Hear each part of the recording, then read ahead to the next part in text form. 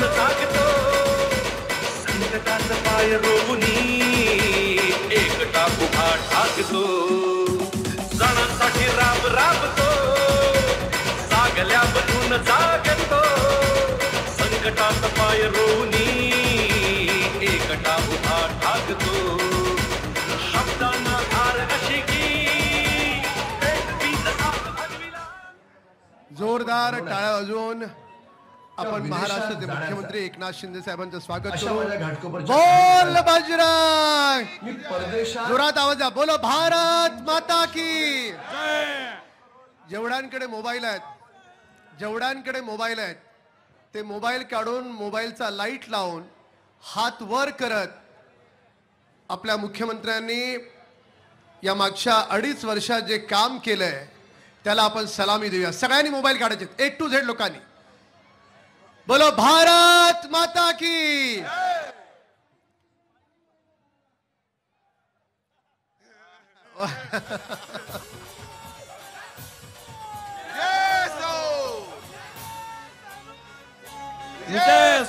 जर आपण सगळे राकेश भाई पिछा हो जा, थोडा पिछा, सगळे जरा पाठी 2 मिनिटासाठी.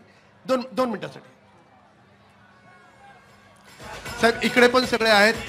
ह्या सगळ्या बहिणी आहेत. तुमच्यामुळे त्यांच्या सगळ्यांच्या अकाउंटला 3000 रुपये आलेत. हात करा सगळ्या. ज्यांच्या आले नाही त्यांचं पण स्क्रुटिनी होऊन त्यांच्या पण अकाउंटला येणार. इकडे बघा, हे बाल्कनी आपलं.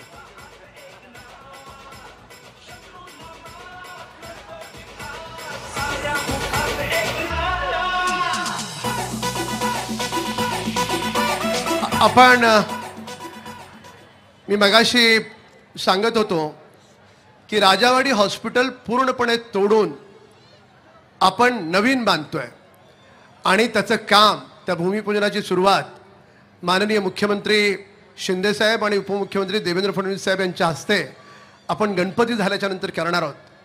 आपल्या घाटकोपरला दिलेली ही माननीय मुख्यमंत्र्यांची सगळ्यात मोठी भेट आहे. हात वर करून टाळ्या वाजवत आपण त्यांना धन्यवाद देऊ. कारण 2 वर्षापासून माझा पाठपुरावा होता. अनेक बैठका घेतल्या.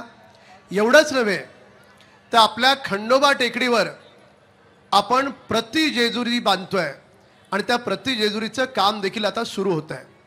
आपल्या कैलास पार्कला माझ्या मतदारसंघामध्ये साहेब महाराष्ट्रातलं नव्हे देशातलं पहिलं 5.5 एकरचा प्लॉट आहे महापालिकेचा. त्या प्लॉटवर आपण शिवसृष्टी आणि परमपूज्य डॉक्टर बाबासाहेब आंबेडकरांची आपण त्या ठिकाणी महामानव सृष्टी बांधतोय. म्हणजे दोन्ही मोठे स्टॅच्यू बांधणार. पाठीमागे वॉटरफॉल असेल आणि त्या वॉटरफॉलवर आपण छत्रपती शिवाजी महाराजांचं आणि परमपूज्य डॉक्टर बाबासाहेब आंबेडकरांचं चरित्र पाहू शकू अशा प्रकारची त्या ठिकाणी व्यवस्था करतोय.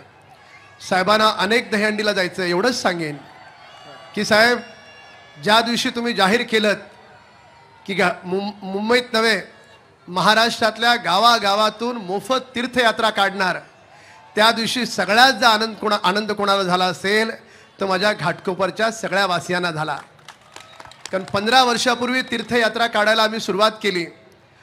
आजच एक काशीला यात्रा जाऊन आली. आता काशीला जायचंय आणि गेला नाही असा माणूसच माझ्या मतदारसंघात शिल्लक नाही. आणि आता 31 तारखेला आपण नागपूर दीक्षाभूमीला पूर्ण ट्रेन घेऊन चाललोय आणि अयोध्येला 5 ट्रेन आपल्या निघत आहेत अयोध्येच्या यात्रेच्या. आणि या सगळ्या तीर्थयात्रा मोफत असतात. आणि या तीर्थयात्रेसाठी ज्यांनी मेहनत केली त्या 5-7 लोकांचा प्रतिकात्मक सगळ्यांचीच मेहनत आहे. आपण तुमच्या हस्ते सत्कार करणार आहोत.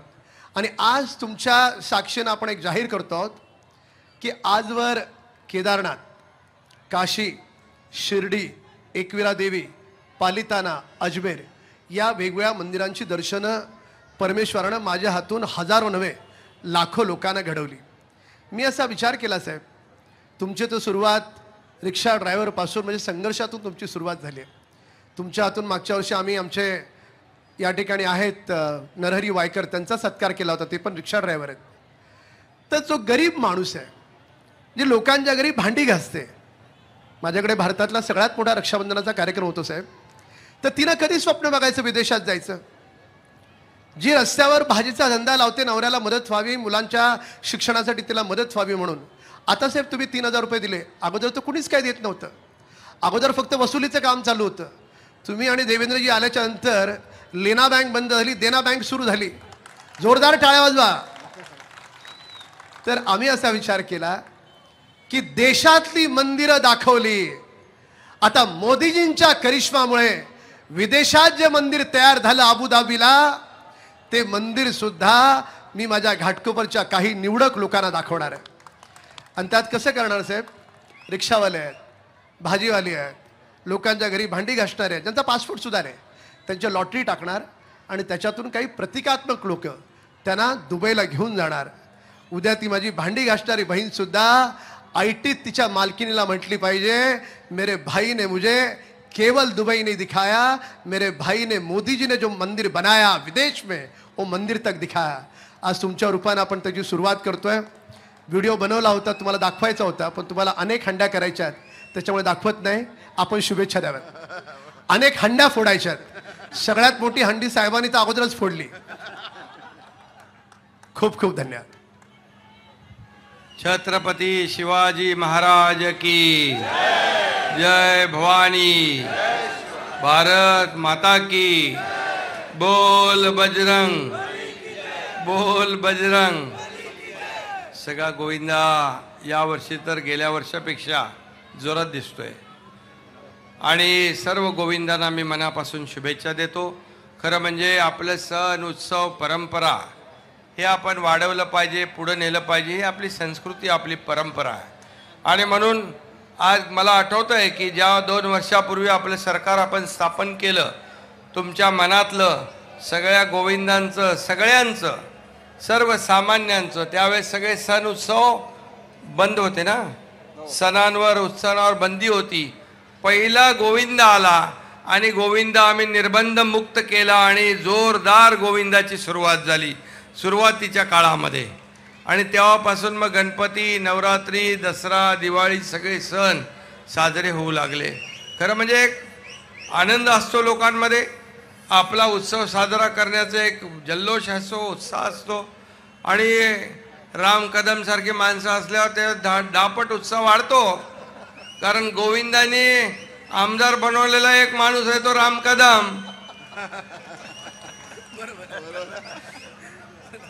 प्रताप सरनाईक, राम कदम. हे गोविंदा उत्सव हा मोठा आहे.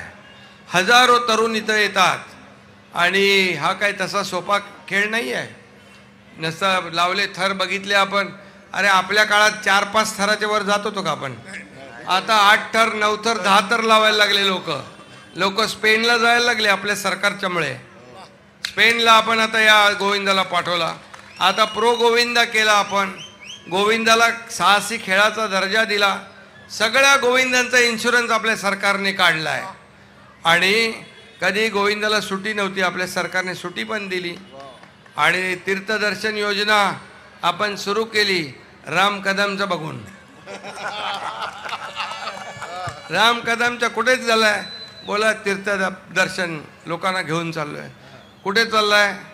काशीला चाललोय. कुठे चाललाय? पंढरपूरला चाललोय. शेवटी बघा, सर्वसामान्य माणसाला हे सगळं शक्य आहे का? शक्य नसतं. आणि मग त्यांना कोणी देवदर्शन करायचं? आणि मग राम कदम सारखे लोक या ठिकाणी, आपला प्रकाश सुर्वे पण त्याच्या असतो, प्रताप सरनाईक. आणि म्हणून सगळ्यांची मागणी झाली की आपल्या सरकारच्या वतीने तीर्थदर्शन योजना सुरू झाली पाहिजे. आणि म्हणून मुख्यमंत्री तीर्थदर्शन योजना सुरू केली आपण. आता याचा उपयोग निवडणुकीनंतर बाकी लोकांना पण होईल तीर्थाटन करायला. बाकी लोकांना म्हणजे हंडी तर आपल्यालाच फोडायची आहे ना. विरोधक किती म्हणजे सरकार, विरोधकांनो किती रडणार, सरकारच्या विरोधात किती रडणार. शेवटी विधानसभेची हंडी महायुतीच फोडणार. आणि म्हणून मी माझ्या लाडक्या बहिणींना देखील मनापासून धन्यवाद देतो. लाडक्या बहिणींच्या खात्यात वाटलं लोकांना पैसे येणार नाहीत, पण पैसे आल्याबरोबर जे लोक म्हणत होते पैसे येणार नाहीत, ते म्हणाले लवकर लवकर काढा, लवकर लवकर काढा, नाही तर सरकार काढून घेईल. अरे हे काढणारं नाही, हे देणारं सरकार आहे. हे देणारं सरकार आहे. माझ्या माय भगिनींना मदत करणारं सरकार आहे. आणि मग म्हणाले लाडका भाऊ, लाडक्या भावाचं काय? पहिल्यांदा आपलं हे देशातलं पहिलं राज्य आहे की 10,000पर्यंत स्टायपंड देणारं सरकार हे पहिलं सरकार आहे आपलं.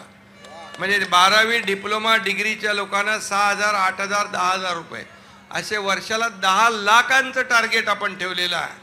आणि म्हणून लाडका भाऊ, लाडकी बहीण, लाडका शेतकरी बोले आता गोविंदाचं काय? बोले लाडका गोविंदा पण झाला पाहिजे म्हणून आपण प्रो गोविंदा केला.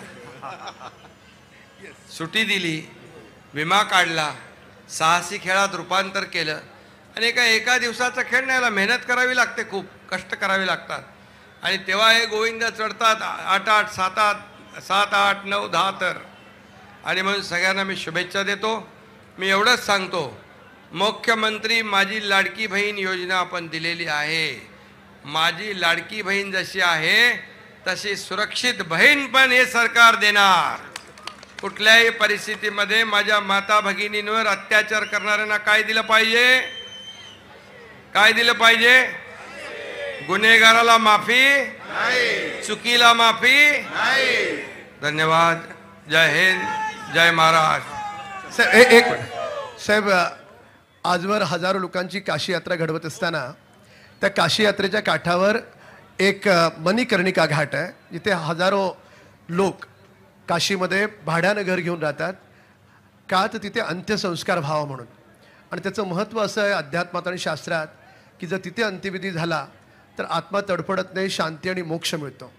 आम्ही असा विचार केला साहेब की माझे मोठे भाऊ देवाघरी गेले, आपण त्यांचा विधी मणिकर्णिका घाटावर काशीला नेऊन केला. प्रत्येकाला नेणं शक्य नाही, एक ना एक दिवस प्रत्येकाला देवाघरी जायचं आहे. तर आपण असा विचार केला की गंगा नदी आपल्याला आपल्या घरी आणता येत नाही, पण गंगेचं तांब्याभर पाणी जरी आणलं तरी त्यातले 4 थेंब आपण घराच्या भिंती 4 कोपऱ्यात शिंपडतो आणि म्हणतो की घर पवित्र झालं. तसं गंगेचं पाणी आणायचं आणि मणिकर्णिका घाटाचं पावित्र्य आणायचं. घाटकोपरच्या भटवाडीच्या स्मशानभूमीत आणि विक्रोळी पार्क साईडच्या स्मशानभूमीत विधिवत ब्राह्मणांच्या साक्षीनं पूजा करत आणायचं आणि या दोन्ही स्मशानभूमीचं मणिकर्णिका घाटात रूपांतर करायचं. मी आपल्याला धन्यवाद याच्यासाठी देतो. तुमच्यामुळे त्या दोन्ही स्मशानभूमीचं टेंडर झालं. आता गणपतीनंतर काम सुरू होतं आहे. जोरदार टाळ्या वाजून अभिनंदन करा. आता एखाद्याचा मृत्यू झाला तर फार फार तर गावी नेतात. आज माझं वाक्य लिहून ठेवा, जेव्हा घाटकोपरमध्ये मणिकर्णिका घाट तयार होईल तेव्हा गावी जरी कोणाचा मृत्यू झाला तर निदान मोक्ष मिळू दे म्हणून गावच्या सुद्धा माणसाला घाटकोपरमध्ये घेऊन येतील एवढी ताकद या मणिकर्णिका घाटात आहे. आणि साहेब एकच त्याचं काम सुरू झालं की तुमच्या साक्षीनं जसं आज हांडीला आपण आलात तसं माझ्या केश कर्तनाचा कार्यक्रम देखील शपथ पूर्ण झाली, प्रण पूर्ण झाला असा तो कार्यक्रम होईल. त्या कार्यक्रमाचा आजच नाही बाकी सगळे पाठवा, बाकी सगळे पाठवा सगळे. आणि हे विशेष आहे, यांचा सत्कार माननीय मुख्यमंत्र्यांनी करावा, कारण काशी यात्रा सगळ्या यात्रांमध्ये यांचं विशेष योगदान राहिलंय. सणांसाठी राब राबतो, विजय विजय सागल्या बनून जागतो, संकटात पाय रोवुनी एकटा उभा ठाकतो. सणांसाठी राब राबतो, दिवस रात्र यांनी एक मिनिट स्वप्नील तू वर ये. स्वप्नील वर ये. एकटा उभा ठाकतो. शब्दांना धार अशी की साथ भगविला. स्वप्नील हात लावतो. अनाथांचा नाथ, गरिबांची साथ, मदतीचा हात ऐकणार. शत्रूंना तू स्वप्नीलला आणि अरुणला आपण साहेब घरोघरी डॉक्टर्स पाठवून आपण मेडिकल चेकअप करतोय पूर्ण, आणि त्यांचे ऑपरेशन देखील आपल्या CM ऑफिसच्या सहाय्यानं, DCM ऑफिसच्या सहाय्यानं मोफत करतोय. अरुण ते काम पाहतो आणि स्वप्नील पाहतो ते काम. लोकशाही मराठी ऐका, पहा, जागरूक रहा.